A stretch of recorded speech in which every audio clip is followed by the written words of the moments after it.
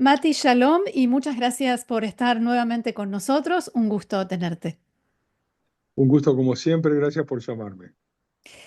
Mati, por supuesto queremos hablar de lo que está sucediendo en Siria, pero me gustaría poner las cosas en contexto y que nos hables un poco del rol de Rusia y de cuál fue antes el rol de Rusia, antes de llegar al final de todo este proceso.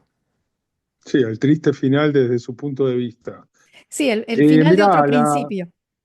eso, la intervención de Rusia en el 2015, o sea, estaban desde antes, pero la intervención masiva para ayudarlos en la guerra civil en el 2015 era para apuntalar al dictador de Siria y restauró por varios años el brillo digamos, de Rusia como una gran potencia, pero la verdad es que la fuerza del Kremlin de a poco fue colapsando. Es decir, primero fue un crecimiento total y luego empezó como una especie de colapso. Y eso todo tiene que ver con lo que pasó en los últimos años. Desde la invasión de Ucrania, Rusia usó su diplomacia hasta, digamos, hasta la invasión en Ucrania, usó su diplomacia en una forma bastante inteligente. Podría decir que su diplomacia en el Medio Oriente se consideraba un suceso, con el cual ellos trataban de ser equidistantes con todas las partes. Se metió como un intermediario honesto, estaban vistos como algo positivo que trataba también con Israel y con los palestinos, entre Turquía y los kurdos, entre chiitas y sunitas. Incluso, si te acordás, tuvo relaciones no solo con Irán, sino con Arabia Saudita y ayudó a que Ujú, se acercaran entre ellos, ujú. que todo el mundo no entendía por qué estaba Sí, fue muy pasando esto. sorprendente. Y bueno, pero tenía que ver con la diplomacia rusa que estaba tratando de de llevar a un balance más a su favor todas las partes dentro del Medio Oriente. Pero bueno, está, ahora con todo lo que está pasando, todo está cambiando. Primero, veamos, primero lo que hizo Rusia fue ayudar a tomar todo el control del noroeste para Assad, en forma, como les encanta hacer, bastante brutal, como lo hicieron en Chechnya y en otros lugares, con los mismos sistemas, esa es la experiencia que ellos tienen, que es al todo o nada, y luego recibió por eso un ampliamiento de casi el doble de su base naval en Latakia, en Tartus, Ujú. que está cerca de Latakia, y también de la base de Jmeimim, de que era una La base base más aérea. militar, pero se agrandó como base aérea también, casi al doble, y todo esto está cerca de la Taquía, o sea que está cerca también de la base de poder de Assad, que era donde estaban los alawitas. Y además tenían proyectos de largo plazo para proyectar su poder militar sustancial en toda la zona. Lo que cambió esto fueron tres puntos que hicieron de a poco, como dijimos, colapsar todo su poder en Siria y por ende también en general ahora va a empezar a colapsar en el Medio Oriente, es lo que aparentemente está pasando. Primero que nada es la decisión de sacar hacer una conquista rápida de Ucrania, que en poco tiempo se dieron cuenta de que no iba a ser rápida, que ya va Ujú. para su tercer año casi, y que se convirtió en una guerra de desgaste, simplemente, con lo cual desgastaron también sus armas, sus tropas y toda su capacidad militar. Lo segundo fueron las relaciones con Irán, que por todo este asunto tuvo que darle una preponderancia muy grande dentro de Siria, que por un lado lo dejaba hacer para poder pasarle armas a Irán o basarse con bases en Siria mismo, y por otro lado estaba en contra de sus propios intereses de estar un poco más por encima de todo esto, y en el cual los iraníes pueden llegar a ser los reales dominadores del Medio Oriente si llegaban adelante todos sus planes de dominar a través de sus proxies Ujú. toda la zona. Y lo tercero, que a veces uno no se da cuenta de eso, pero que sucede todo el tiempo, son las relaciones con Israel. Porque las relaciones con Israel, a pesar de que en el propio 2015 se hizo un arreglo para permitir que Israel, en Ujú, forma tácita, como ya lo hemos hablado, atacara intereses iraníes en Siria y de paso de armas de Irán a través de Siria o desde Irak a través de Siria hacia Hezbollah, y los dejaba atacar y no se metía, y a cambio Israel no se metía con Rusia y no lo atacaba. Eso, a pesar de todo, tuvo sus altibajos y estuvo a punto de explotar varias veces, ujú, y sí. es increíble que no haya explotado Ujú, mirando todo el cuadro, mirando las relaciones de Rusia con Irán y con Siria y con Irak y con todo lo que pasa. Por ejemplo, damos un ejemplo, el 17 de octubre de este año, Israel atacó en la base de Jmeimim, o sea, la base rusa, ujú, un avión grande, 747 de cargo, de los iraníes que estaba con armas, o que era para transportar armas a Hezbollah, etc. Eh, lo destruyó y no tocó, por supuesto, ni un solo avión ni nada ruso, pero hizo un montón de incendios y de destrozos en la zona, que eso también dejó que los generales rusos estuvieran muy enojados, y a pesar de todo, no hubo retaliación con el asunto.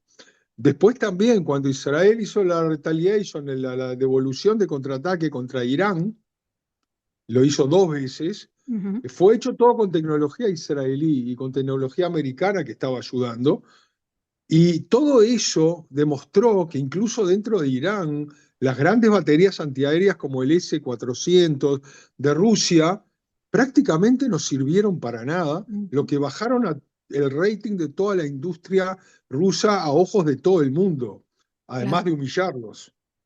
Y todo eso, y a pesar de todo eso, no se cortaron relaciones ni se empeoraron demasiado, a pesar de que lo que es soft power y la manera de mostrar el enojo a veces de Rusia es haber dejado pasar cosas, mucha retórica anti-israelí, eh, pro-Palestina, pro-Hamas, eh, que de otras maneras tal vez se hubiera evitado. Ujú, Y bueno, entonces ahí estamos más o menos en lo que es lo que pasó con Rusia, que ahora, en estos días, entre ayer y hoy, están prácticamente sacando todo lo que tienen en Rusia, y va a ser, después de muchísimos años, la pérdida de su principal enclave en el Mediterráneo, y en aguas calientes, que es lo que no tienen en Rusia, y los va a obligar a pasar a través del Bósforo para cualquier cosa, o sea, depender de Turquía, en el cual siempre, ¿cómo es se más dice en complicado. hebreo? Kabdeu behashdeu, hay que respetarlos, pero hay que sospechar de ellos. Sí. Ahora, Entonces, Rusia tenía grandes planes para Siria, para la etapa de la reconstrucción de Siria. ¿A dónde fue a parar todo eso? se están perdiendo miles de millones de dólares, no solamente en la reconstrucción futura, sino en lo que ya invirtieron. Incluso estaban invirtiendo en volver a sacar un poco de petróleo que tenían lugares, etcétera. Todo eso se va a perder y va a pasar a manos de quién, y acá está la cuestión: ¿quién ayudó a los rebeldes? Turquía. Los turcos están interesados en que haya un gobierno estable con estas fuerzas que ganaron. Van a tratar de poner todo su peso político y su influencia islámica, llamémoslo así, con las Ujú, distintas facciones, para que haya estabilidad, porque con todos los problemas económicos que tiene en los últimos años Turquía, es indudable que lo que más le interesa es recibir docenas de miles de millones de dólares en contratos de reconstrucción de la futura Siria. ujú. Hay algo que sorprendió al mundo entero y que fue la debacle militar en Siria y la velocidad con la que se produjo todo, cuando sabemos que en la etapa anterior la guerra civil duró años y años con un costo que ya todos conocemos. Esta vez, en una semana, 10 días, todo estaba terminado. ¿Cómo lo explicas? Es lo que dije, cuando Rusia tuvo toda esta debilidad, no era solo rusa la debilidad, sino que la debilidad también venía por todo lo que comenzó desde el 7 de octubre en adelante en Israel y sus vecinos. se debilitó a Irán a través de ataques dentro de Siria y en Irán. Se debilitó a Hezbollah dentro del Líbano y dentro de Siria mismo. Se contrarrestó un montón de ataques, incluso en la frontera con Irak, contra los hutíes. Estos pueden todavía molestar, pero molestar al estilo de mosquito y no al estilo de una gran potencia. De cualquier manera, todo eso se unió para dejar un poco adormecido a todo lo que pasaba dentro de Siria. Los grupos fundamentalistas y no fundamentalistas que estaban en las zonas que todavía no habían sido conquistadas por Assad, Rusia, etcétera, estuvieron durante años, porque nosotros nos olvidamos, pero el status quo ya viene desde el 2018.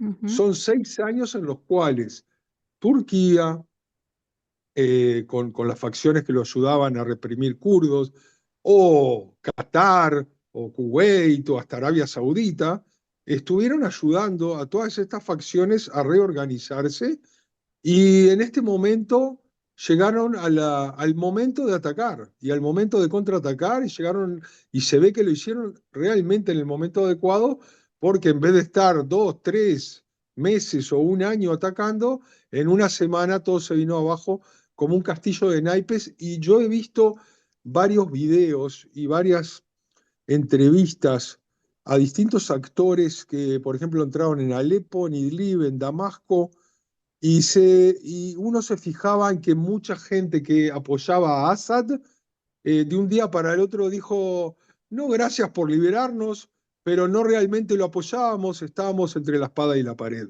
O sea que mucha gente también automáticamente dejó de apoyar a Assad cuando vio que todo se venía abajo. Y Mm. Assad, como buen dictador, lo que hizo fue agarrar, dicen que 160.000 millones de dólares y escaparse hacia Moscú, así La puede caja terminar el chica. mes y pasear por las boutiques con su esposa. Ujú. No te voy a pedir que hagas una profecía ni un pronóstico, pero sí un análisis de cómo te parece que pueden darse las cosas a futuro en Siria, en todo este contexto. En todo este contexto, todo depende, por supuesto, y básicamente del comportamiento de las facciones que ganaron en Siria. Eh, si ellos van a ser simplemente una réplica siria de Al-Qaeda o de ISIS, entonces todo va a estar mal, porque va a Ujú. haber un desbande total, todos contra todos, y se van a formar enclaves. No quiero ser al estilo iraquí, en el cual en el norte hay kurdos, en el centro hay sunitas y en el sur chiitas, sino algo mucho más complicado, más lebanonizado, y con muchas más muertes, porque realmente no les queda nada. Las industrias se han desaparecido, la agricultura también, o sea, ellos realmente, si tienen un mínimo de deseo y de instinto de tener un futuro, van a tener que de alguna manera ponerse de acuerdo en tener algún tipo de gobierno estable. Con estabilidad van a venir todos los que quieran reconstruir, ya sea Turquía, Qatar, Kuwait, Arabia Saudita, hasta europeos, y todos van a poner su granito de arena también para ganar dinero y también para darle un futuro a ese país.